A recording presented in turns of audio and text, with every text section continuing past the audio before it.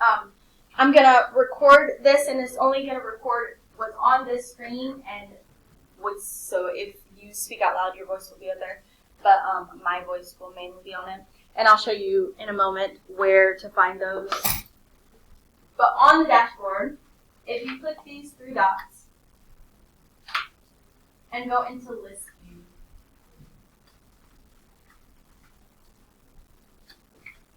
you'll be able to see any upcoming assignments or assignments for the day for all of your classes, not just mine. So that's a good place to see where all your assignments are, upcoming assignments and things like that.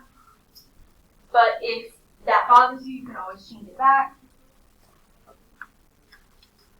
I meant to ask, was everyone able to get on Canvas? Did anyone else need an iPad?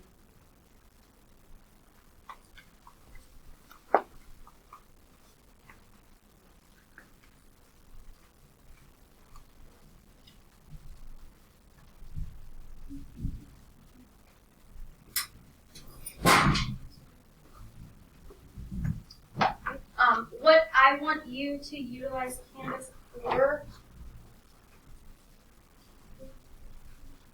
is keeping up with assignments. So all your assignments will have due dates, even the ones that you don't turn in on Canvas. I just put them all up there. That way you have all of them in one place. What are the other things? If you need to message me for any reason at all, for absences, something related to that, you're needing help finding something on Canvas, you need help with an assignment, anything like that, use Canvas for that. And on days when you're absent, to utilize Canvas. I'm going to show you a bunch of those things, where they are, so that you know where. Go ahead and go into the course, Advanced Algebra 1, Thorpe, year 2024.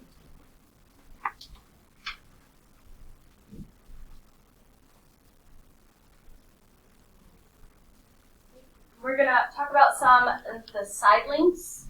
So if you're on an iPad, you should also see these side links.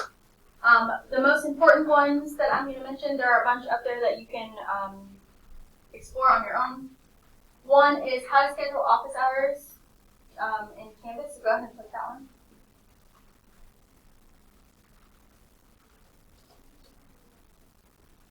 This is a video that you don't need to watch right now, but at some point, watch that video so you know exactly how to schedule office hours in Canvas if you've never done it before. My office hours are Tuesday through Thursday afternoons. When they start doing activity buses in a couple weeks, it'll be Tuesday and Thursday until 4, 2:20 to 4. Wednesday is till 3:30, but until then, every day will be 2:20 to 3:30. You don't need to do this, but I'm just going to show. It's also going to show in the video. But when it's talking about the calendar, it's talking about this actual calendar on the Canvas in general, not your course calendar. All right, you can go back.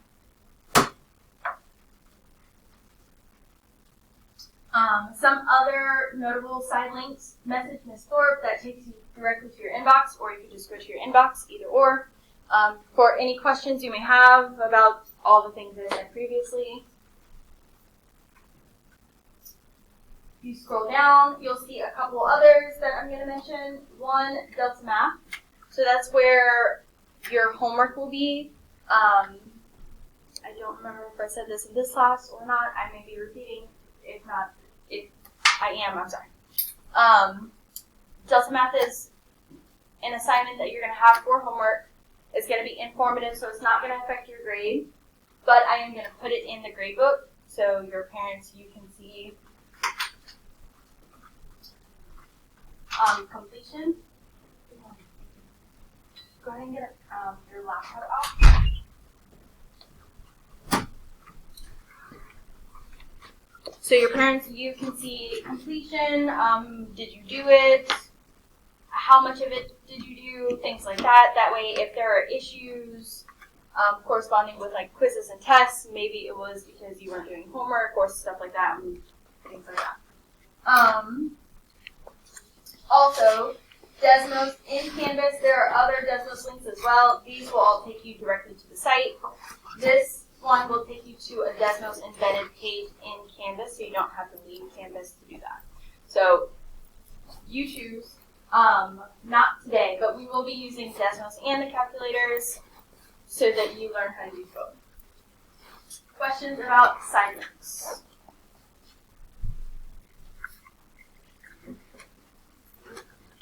All right. So now everyone go into modules.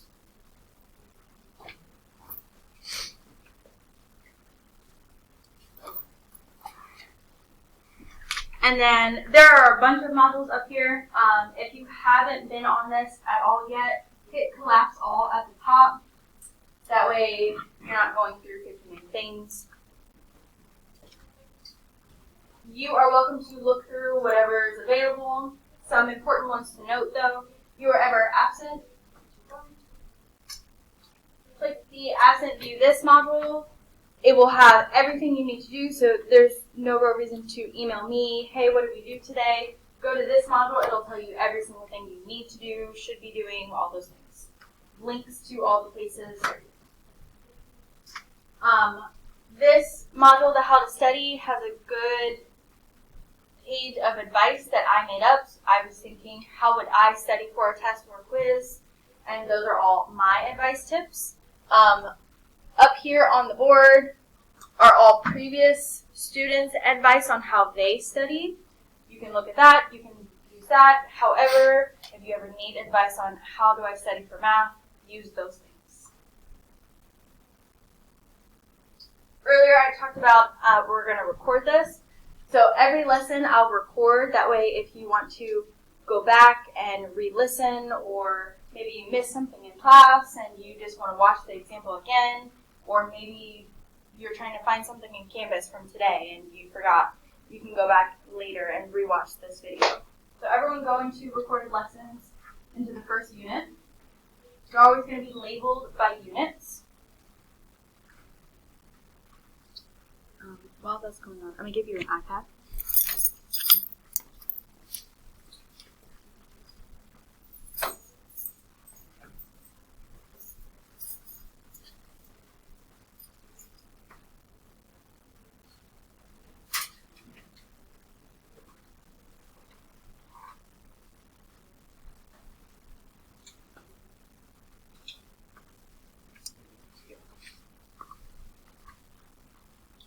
So there are a bunch of classes in here. You're welcome to view others' classes if you want. We may go over different examples than what we did in this class. But after today, this will be a link, this like first period and second period was yesterday. That will go directly to my YouTube page where you can watch the video. You're welcome to watch other videos on my YouTube page. It's really just class recordings / when we were virtual, a bunch of videos I did on notes. I also have other math people I'm subscribed to that explain things in different ways if you ever want to view those. You can go back to your modules.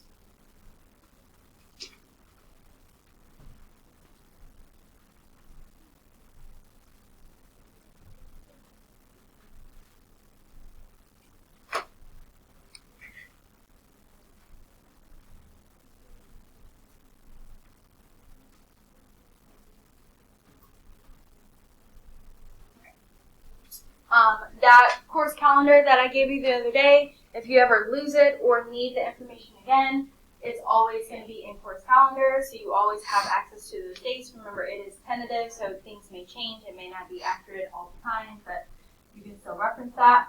When we get into flex days and talk about those, when we do the activities or whatever in class and you want to reference them or go back to them, do them again on your own time, there will be in flex days.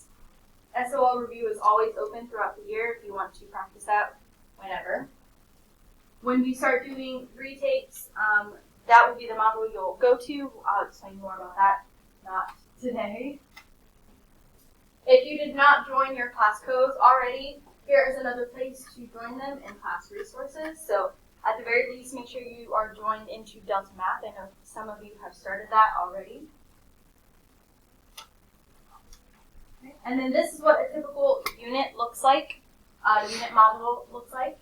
The calendar, the course calendar, again, will be listed there. There are some things I'm going to skip over that you're welcome to go into and view on your own. Instructions, links, vocab, stuff like that. Then in each unit, it will be sectioned off by lessons. So you'll see lesson 1 to lesson 2, so on and so forth, until it gets to review, quizzes, tests. So I'm going to show you some of the stuff that is in here and talk about some of that stuff. So if you want to go into the one of the notes pages, you can. I'm just going to show you what a sample page looks like. So on a notes page, it will typically have all of these things, some more, some less. It will have whatever the homework is related to that topic. So after we finish today, you'll have something to do in Delta Math, answer the poll at the bottom of this page, answer the discussion post. That's usually the typical homework for every lesson notes page. Let's say you lose the notes I give you in class and you want another copy, a digital copy. You can download this to your computer.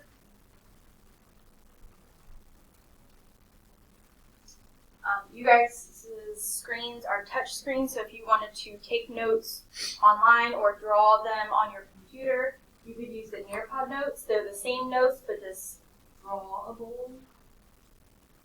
I don't know the word. There's always some video. Usually it's one I made, but sometimes I didn't have time to make one, so it's something related to it. Quick poll on how you feel about the lesson. Answer that to the best of your ability when you remember. That just helps me know, do we need to go back over something? How you feel about it? Do I need to help you one-on-one with practice, stuff like that? And then at the end, there'll be a filled-in note, so that will be the notes completely filled out, usually handwritten, but sometimes typed. So if you can't read something, you can always ask.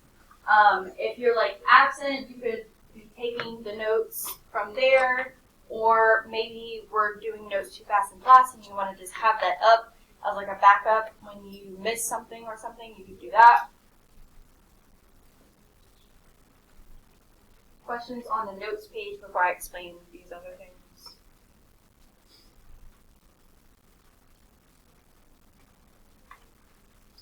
This is one of the discussions. The first set of questions will kind of always be the same. What is one thing you learned from this lesson? Or if it's not new information, what is something that's interesting? So these are all 2 points. Answer one of these as well as pick one of the other things and answer that. As long as you answer the 2 correctly, you get both of the points. Again, this is informative, so it doesn't really count against your grade. It's just something to better help me understand what you got out of this lesson.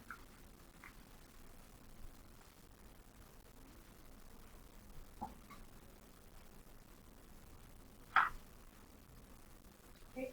There are additional practice pages. These are completely optional and completely for you. There are different things for every additional practice. Some have Quizlets, some don't. All of them have videos, some more than others. Some have Desmos activities. Some have practice I put in or practice I found from the county. So all types of different practice that you can be working on. Some have answers, some don't. You can always come to me for answers. This is if you feel like you need more practice before a quiz or a test, or you want to just practice some more and not sure where to find something. You can always come to this page and do anything from this page. Come see me with any questions you have on that. All of the Delta Math pages are assignment pages, but you don't turn them in on Canvas, you turn them in on Delta Math. The first couple will show you how to log in, your class codes, what your page should look like, and again, the directions on how I put them into the gradebook. If you have questions about Delta Math or how to get in, let me know. And then there are Khan Academy pages, and you may have seen that on the advice from before. You guys kind of lucked out this year. In previous years, I used Khan Academy as a formative, like a quiz, where I would assign some. You would go into Khan Academy, you would do them. redo them as many times as you want to until you get the grade you want, and then I would put that grade into the grade book, which was fine for those who didn't. Those that didn't, their grade reflected badly because of that. So the county's not really allowing Khan Academy or something for this year. Videos are okay, but the assignments may be blocked for you, may not be. Loopholes, not sure. So you can still join. There are still assignments up there for extra practice, and that's really all it's for. Use it, don't use it, completely up to you. I think that's all I had. Do we have any Canvas-related questions at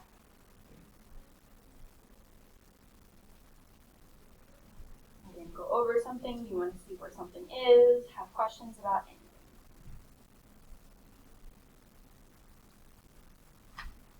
If at any point you have a question about something, just feel free to ask. Right? If you have an iPad, go ahead and log out, and you're going to go over to that cart next to Jaden, and you're going to go plug it in. For everyone else, unless you were trying to get your laptop to work, you can close your laptop, put it away. Because we've been sitting for a little bit, get out your seats, stretch your legs. Alright, so in your notes, I want you to skip the first couple pages and find the one that says Big Shoot.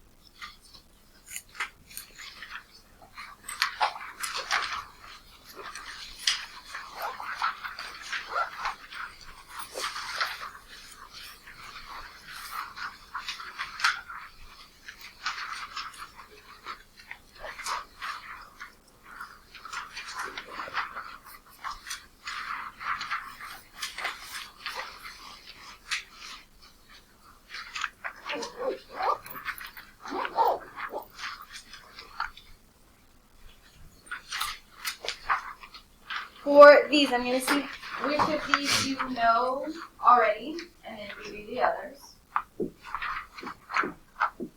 Whichever screen is easier to look at, use that one. A blank is a symbol, usually a letter, used to represent unspecified numbers or values. Anyone know that answer? Very good.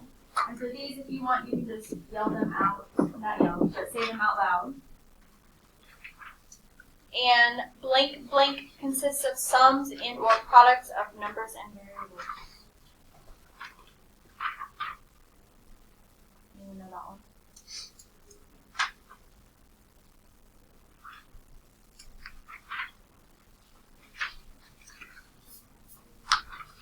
Okay, that one is an algebraic expression.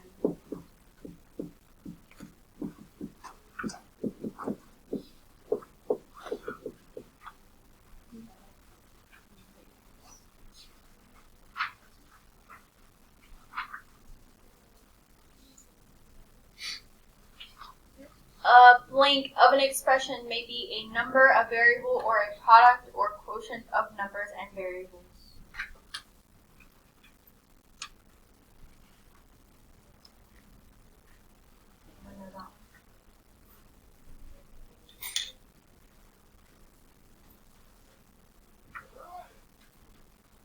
So that one is a term. So what we were doing the other day when you were grouping or sorting math, you were sorting different terms. I'm going to give you this next one because it's a little repetitive. A variable term is a term that contains a variable.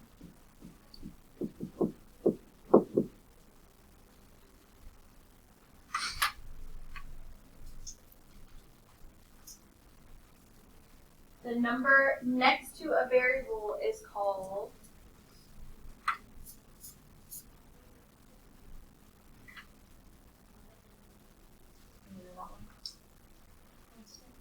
You're close. So that's going to be this next one. A term that does not contain a variable is a constant term. Starts with a C. Coefficient.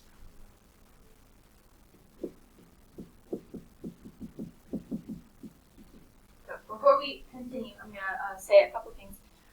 For the vocab that we do in here, some of it will be up here where it has specific examples.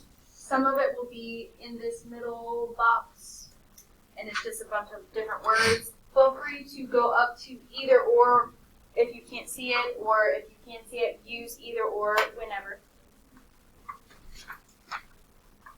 Okay. So the 2x would be our variable term. And the 4 would be our constant term.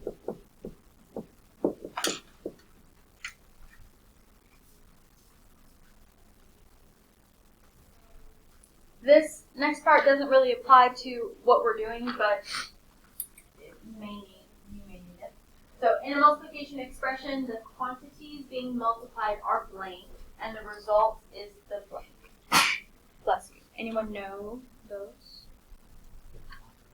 The product is going to be the result.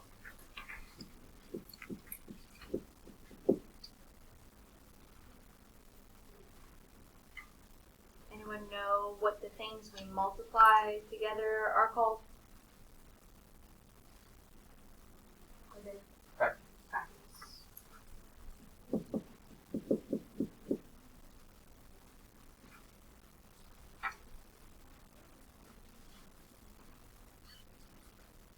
An expression like x to the n is called a, anyone know?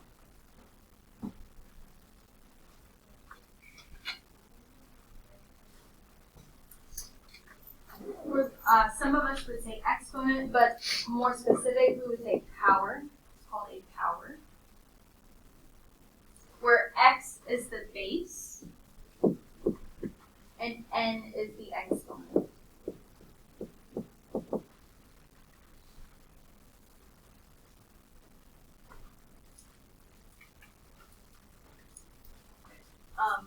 If you take notes using highlighters or colored pencils or different colors, feel free to use that. Grab it if you need it. I say that because I'm going to use a lot of different colors. Alright, we're going to determine which of these are variable terms, which are constant terms, and which are coefficients. So I'm going to box in the variable terms. Someone give me one variable term in this. Okay. 7. I saw another hand over here. Negative 5x. Negative 5x. And actually 4x.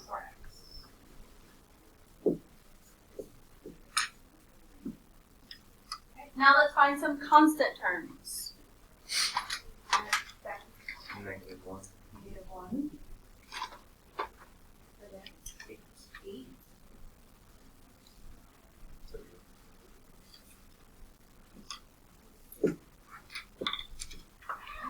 Now we're going to find the coefficients. What are the numbers that are the coefficients?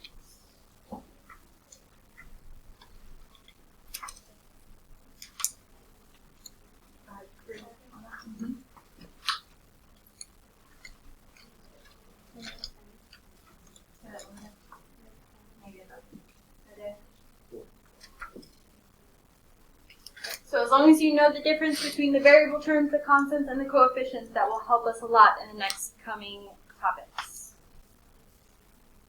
Okay. Once you have those written down, go on to the next page.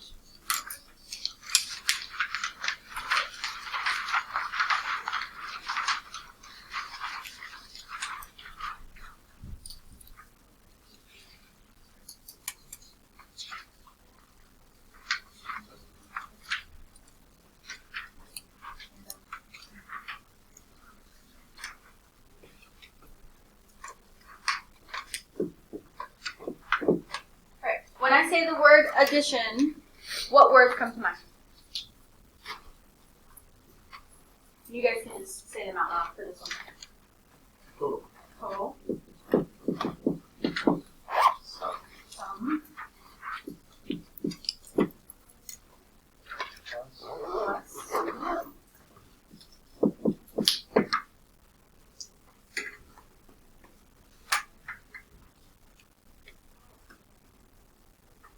What's another word for total? Oh, sorry, we did that one.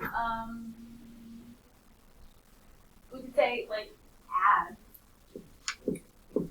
Slash added, adding, added to, or by. different ways to put that.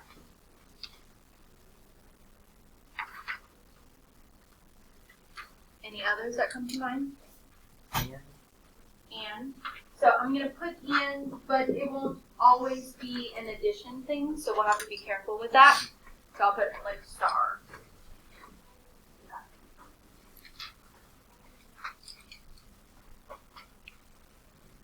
Any others?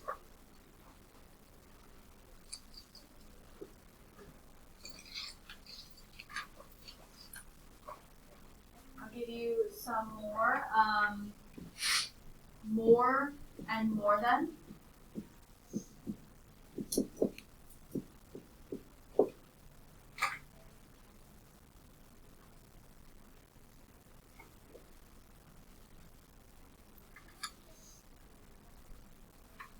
Increase or increase, increase to, increase by, all of those things, increasing.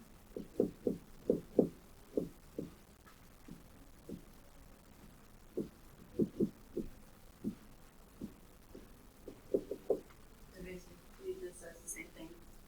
Increased, increasing, increased by, increased to.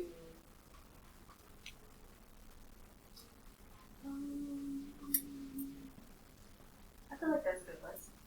If we think of more, we can add more to it. Okay. Now let's do subtraction. What words come to mind? Minus. Minus. Difference. Difference. Decrease. Decreasing. Decrease by. Decrease to. All of those things.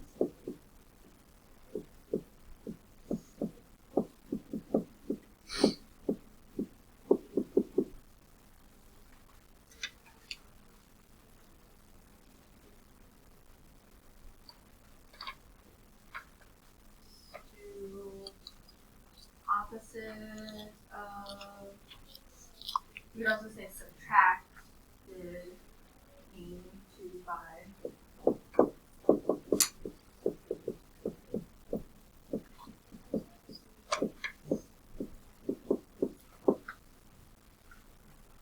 Opposite of more, more than. Less than. And I'm going to put both again, less and less than.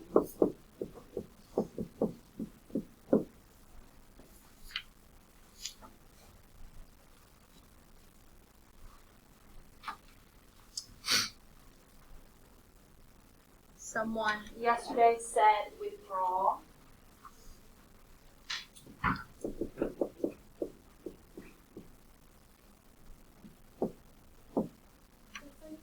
Question mark?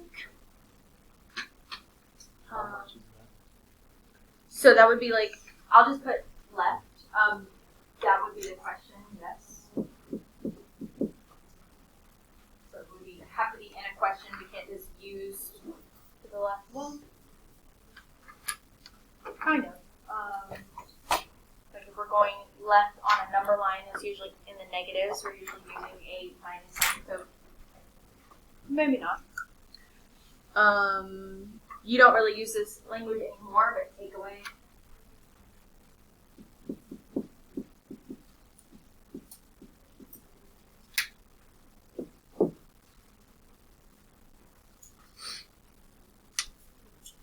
Okay, words for multiplication. Multiply, multiplied, multiplying, multiply by, multiplying to, all those things. Yes, this is a good one. And there's this part.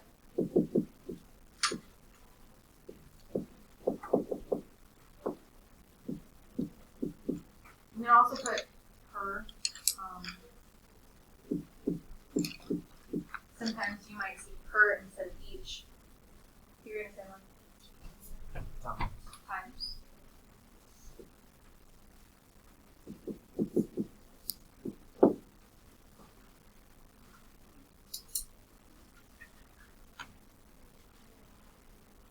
We said this earlier, when you multiply two things together, the end result is the Product.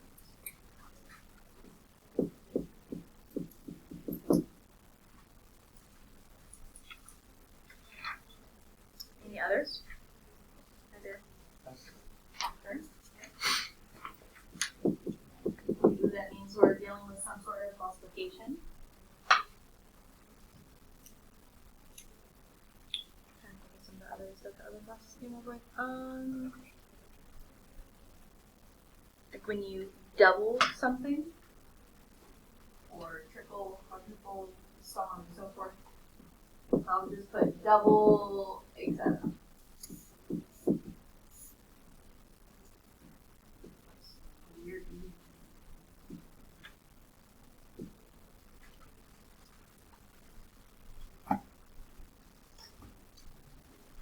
Any others?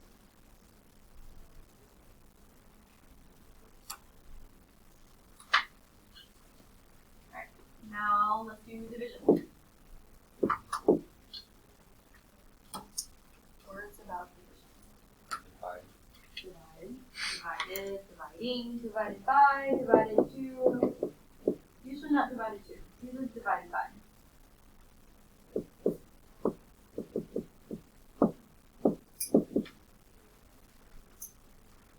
Half of. Half of, third of, fourth of, so on and so forth, etc.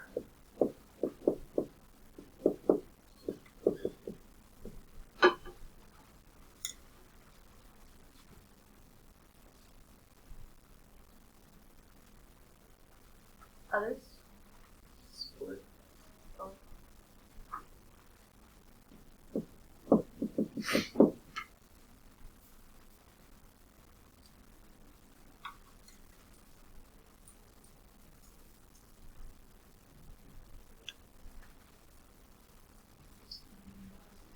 I feel like division doesn't have as many. We are missing what's the opposite of sure. Usually that goes with like split into, let's say into, because usually you go split into, what's the opposite of a product? The end result after we divide two things.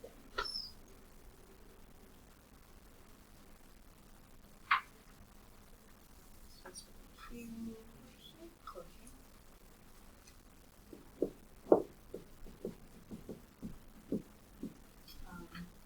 put factors up here, dividers, dividends, all of those things you put up there. It's not that important. Over. Sometimes we'll say like this over that. Or fractions in general.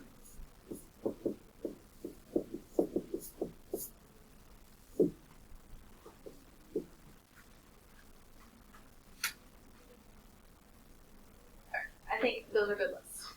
So keep those words in mind. You may not just see one, you may see different ones, so you want to be able to recognize all of them. Couple things.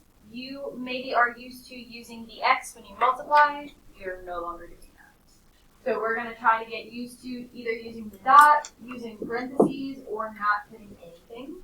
So I'll show you what that means here in a second. Same thing with division. So this isn't a minus, it's a division bar. We are no longer using the division symbol.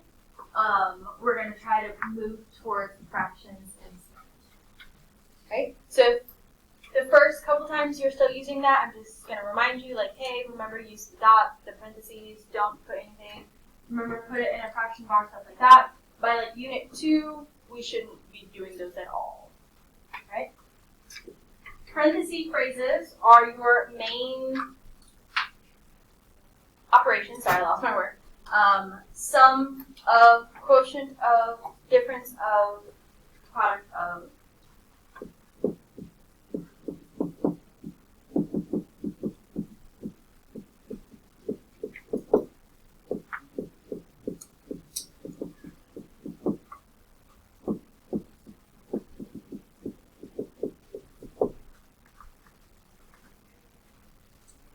And when we use our parenthesis phrases, that tells us, if I say the product of this and this, that tells me the next two things are what I'm multiplying together.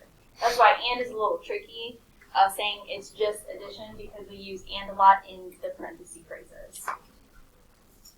There's only one turnaround phrase that I can think of off the top of my head, and that's less than. If you see the words less than, whatever comes in front of that is going to move to the end. So I'm going to give you an example. 5 less than x would really be x minus 5. I'm going to write that so you can write it.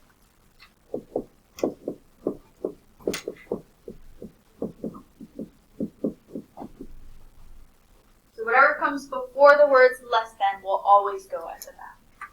That will be something that trips you up maybe once or twice, maybe more than that, and that's all right, as long as we learn from that. Okay. So now we're going to take all the words we just talked about and start translating. You may have done this before, you may have not, where we take words and put it into algebra and vice versa. So we're going to start with this first one.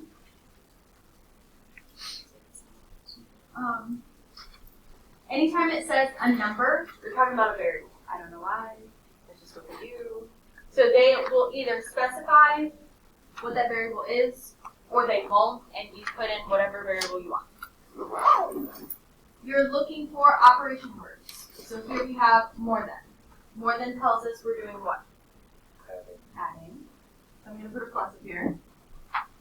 If you see, if you see any other operation words, underline those, figure out what you're doing.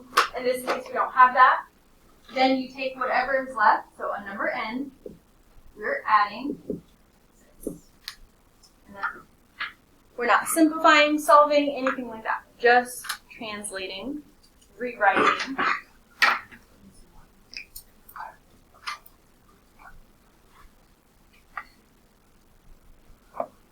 Questions on that?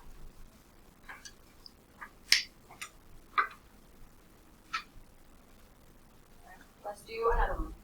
If you feel like you got this and you want to try some while we're doing these up here, that's fine. You can keep moving on. If you would rather wait and stay, that's also fine. All right, so we're going to try number 2. What operation words do you see in number 2? Less than and product of.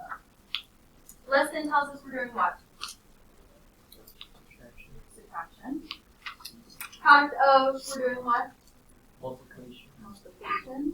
Product of is also one of our parentheses phrases, so everything after that we're going to put in parentheses.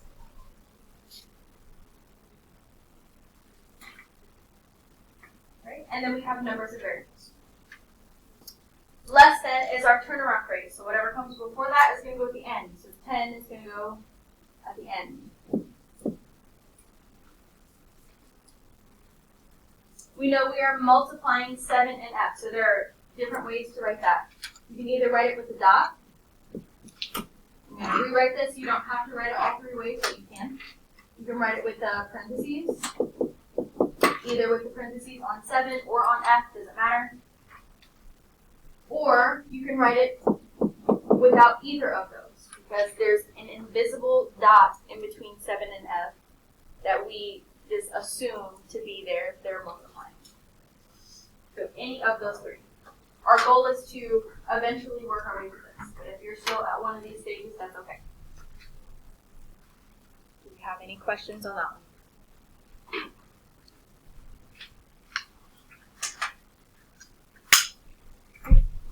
Someone pick another one that we want to go over. Maybe we're confused on how to start in 3 through 6.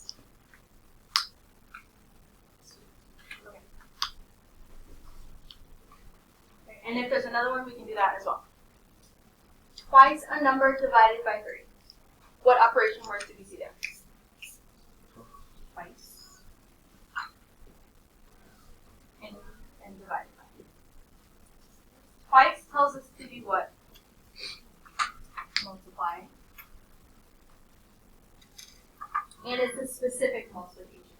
We're multiplying by 2. Twice is like double. Try not to confuse that with raising it to the second power. Twice is just double or multiplying by 2. Right? Divided by, it's kind of self-explanatory. I'll put the symbol for this, but when we actually write it, we're going to use the fraction bar.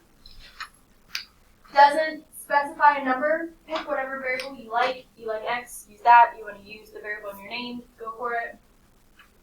So we're going to multiply 2 and a variable. And we're going to divide everything by 3. You can write it like this with the parentheses. Or without.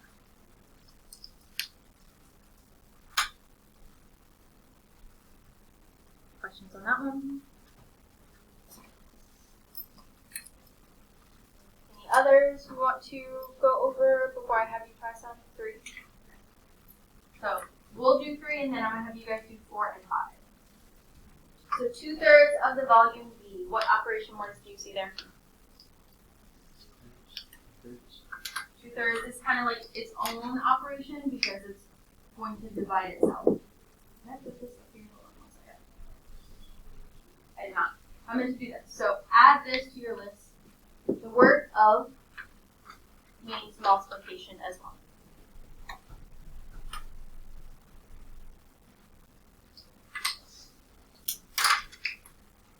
So now that I said that, of is going to be what we're doing, multiplying. And then of the volume B. So we could either write it dot B, parentheses B, or just next to B.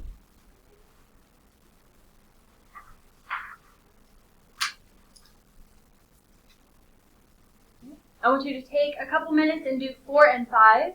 If I can come around and you want me to check it, that's fine.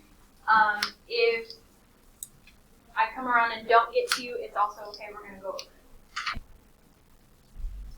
Someone tell me what they got for number 4. So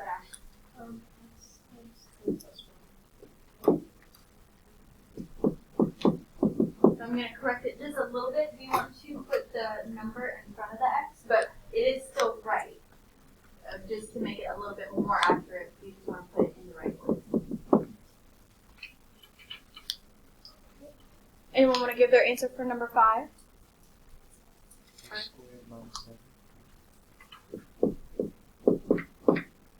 Alright, so I saw some square roots. Be very careful that you're not confusing square root and squared. It would say the square root of, if we wanted a square root. But since this is just squared, you just want an exponent. You can choose whatever variable you want. You didn't have to choose x. If you put the 7 first, those need to be switched. Questions on either of those? So we translated words to algebra. Now we're going to do it vice versa. Here, there was really only one way to write it, like this is the correct way. There's no real other way with minor tweaks. This is not the same.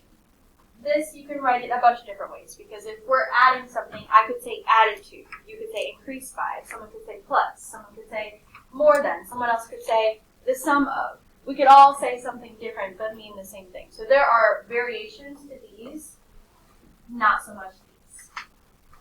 Right? So let's start with 1. Someone pick 1 example.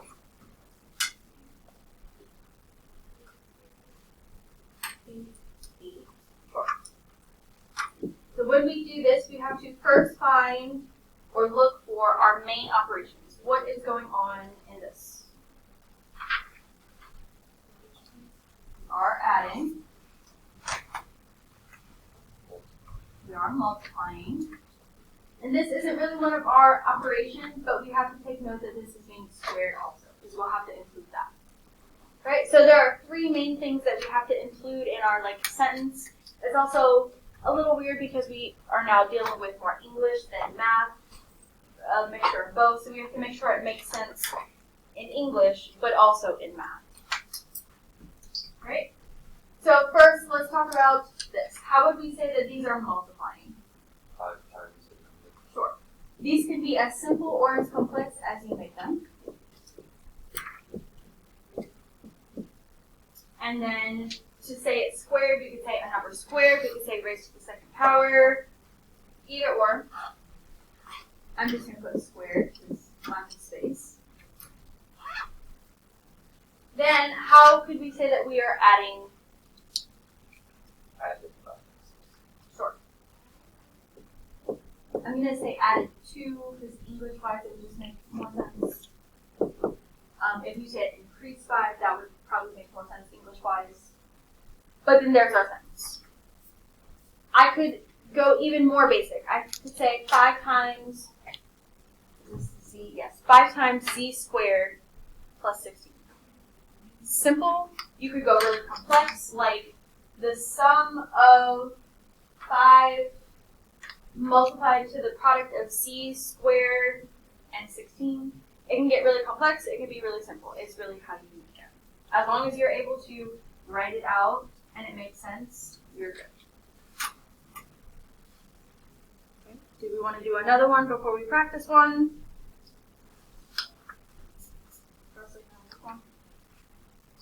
Okay. So what operations do we see going on here? Division. Addition. Right? So in a problem like this, you want to deal with everything in the numerator or up top first, and then deal with the division. So how could we say we are adding these two together?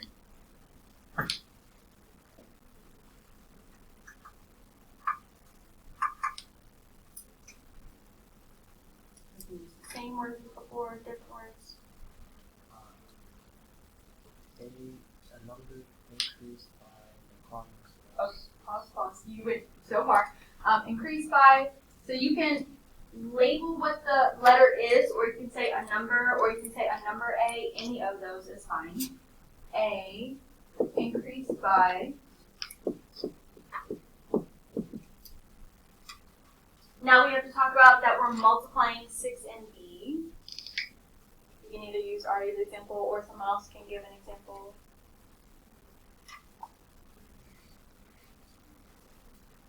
Continue what you said. Increased by the product of 6B. So we would say increased by the product of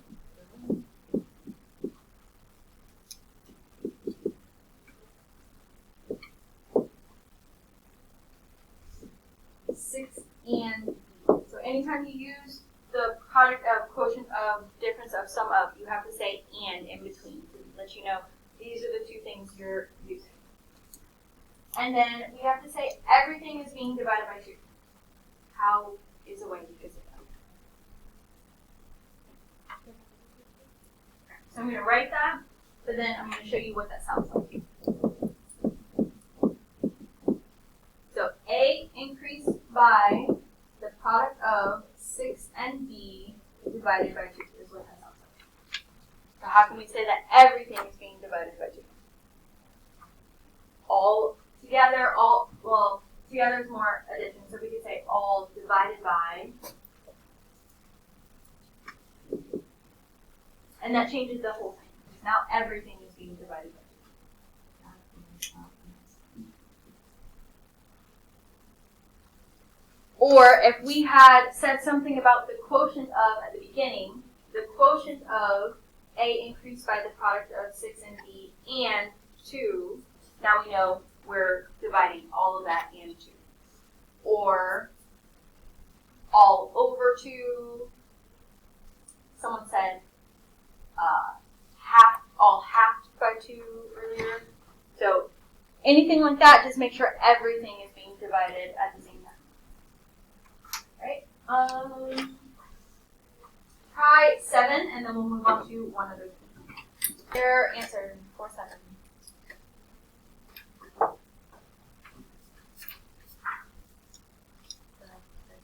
Three of a factor of the number squared by 4. 1 second. 3 of.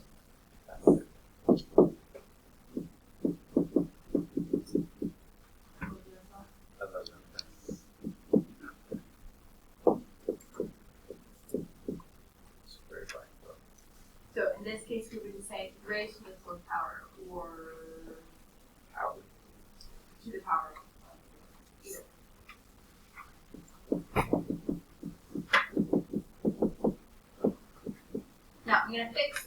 one thing, because here this is what this sounds like. 3 of, so we're multiplying a factor, but it doesn't say what that number is. And we're multiplying again to a number that's being raised to the 4th power. So we added just a tad too much. So if we take out this piece, it is. So 3 of a number raised to the power of 4 or to the 4th power, either or, then that is open. Right? You could have also use different words. It doesn't have to be exactly the same as long as it makes sense mathematically and in English. Right? We've been sitting for a minute, so let's all stand up for a second, stretch, and then have a seat.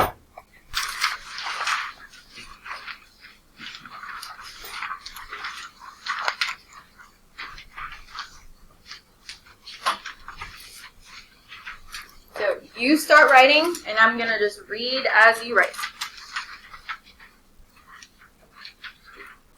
An additive identity occurs when the sum of any number a and 0 equals a. Example, a plus 0 equals a, or 2 plus 0 equals 2.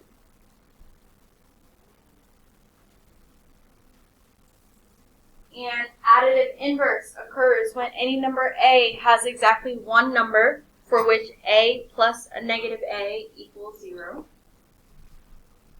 Example, 3 plus a negative 3 equals 3 minus 3, which equals 0. Or negative 3 plus 3 equals 0. Multiplicative identity occurs when the product of any number a and 1 equals a. Example, b times 1 equals b, or 4 times 1 equals 4. The multiplicative property of 0 occurs when the product of any number a and 0 equals 0. Example, d times 0 equals 0, or 5 times 0 equals 0. A multiplicative inverse occurs when any number a over b, where a and b do not equal 0, has exactly one number, has exactly one number b over a, for which a over b times b over a equals 1. On the side here are the examples. Examples, 1/2 times 2 over 1 equals 1. Or 3/5 times 5/3 equals 1.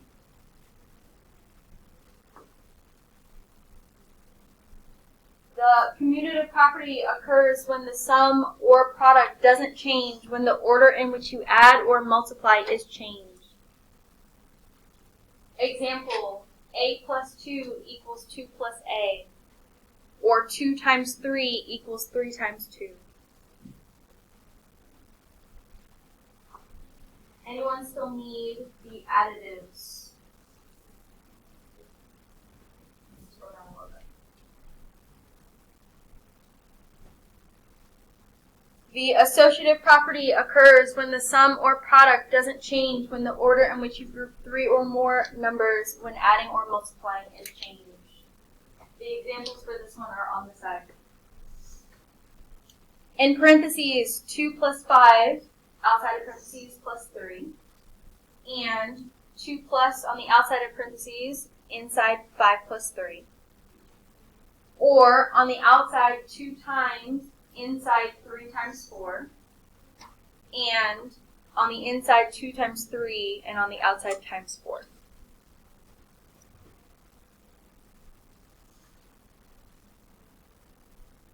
The distributive property occurs when any number a is multiplied to the quantity of b plus c or b minus c. Then a can be multiplied to both b and c, and these products would be added together or subtracted from each other. example, 5 outside parentheses times b plus 2 inside parentheses equals 5b plus 10. Or b outside of parentheses times c minus 5 inside parentheses equals bc minus 5b.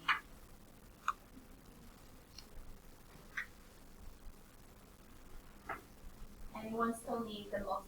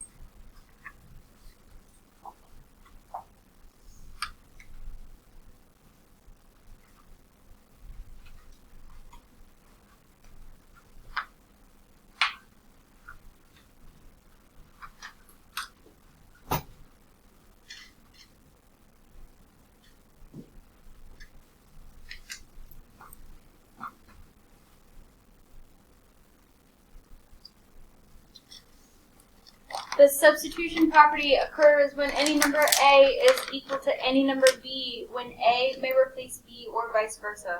So, side note, substitution property happens all the time. Anytime you do math, 2 plus 2 equals 4, substitution property, because you knew that answer. But the examples, 2b minus 10 when b equals 4, so it's actually substituting the value. 2 times 4 minus 10, which equals 8 minus 10, which equals negative 2. Or another example of substitution property, 3 squared equals 9, something you know. Or 4 times 6 equals 24, again, something you know.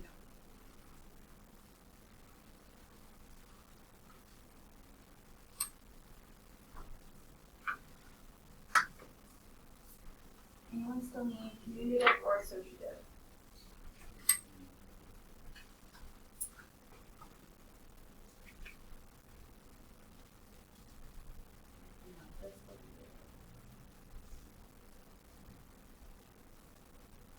There are ones that I want you to add to the bottom.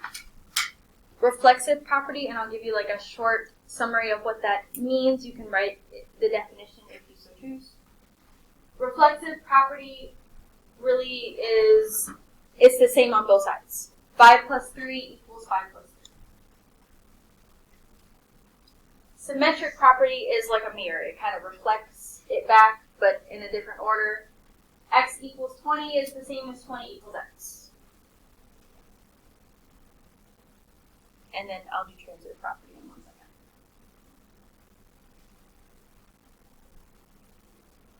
If you still need that, I'll come back to it. Right. Transitive property isn't used as much, but it really just says if you have one thing that equals something, and you have something else that equals that same thing, then we can set the two things equal to each other. So if 2 plus 2 equals 4, and 8 minus 4 equals 4, then 2 plus 2 equals 8 minus 4.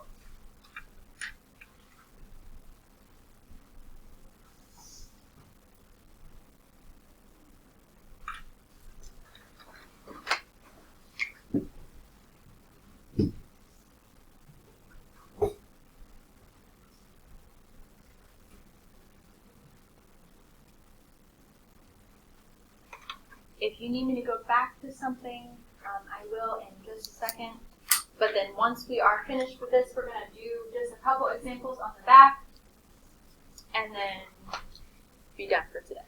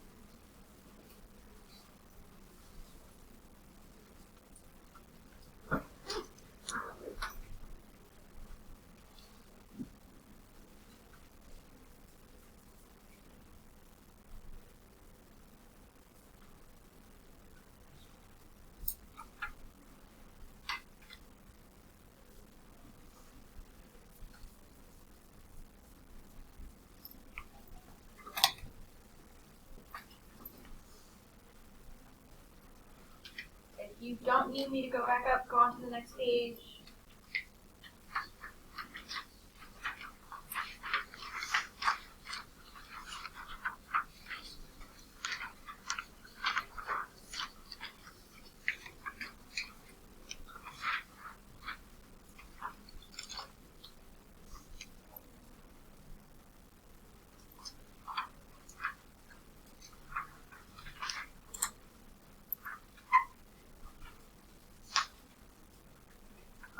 Those of you that need me to go back up to right here.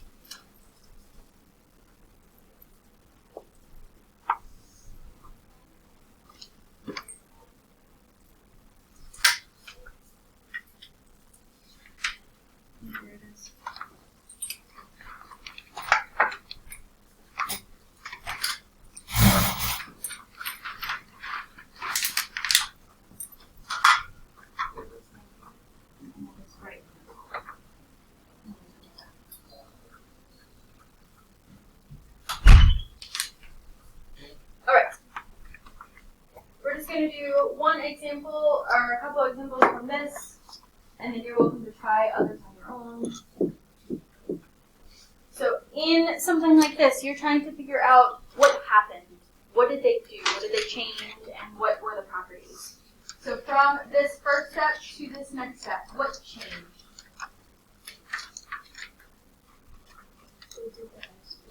Okay. So that 3 squared became 9. And then remember that anytime that you know something, like 3 squared is 9, that's your substitution property. I'm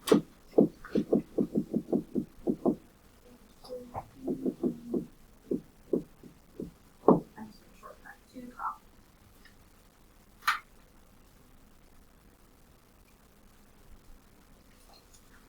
What changed in the next one? So from this one to this one, what changed?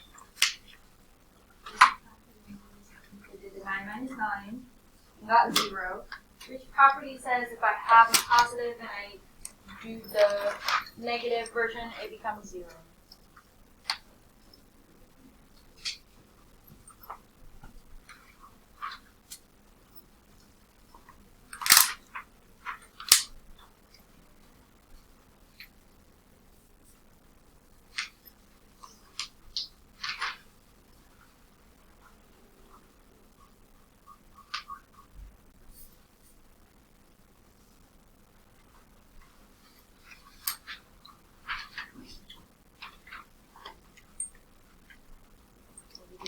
One of the inverses. Additive inverse.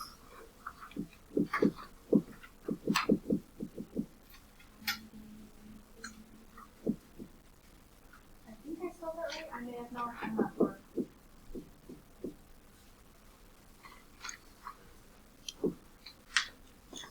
Okay, and then that last one, what changed from that line to the last line? Added. So now it's just 7. Which property says if we add 0, we get whatever we started back with? And that's Additive. And that's you can still say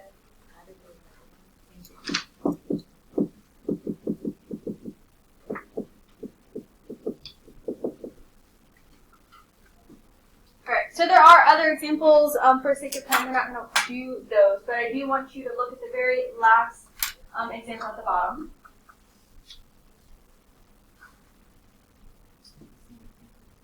Okay, so these are asking which of these are commutative or not. So really, does the order matter or does it not? To put on your coat and to pick up your boots, does the order matter?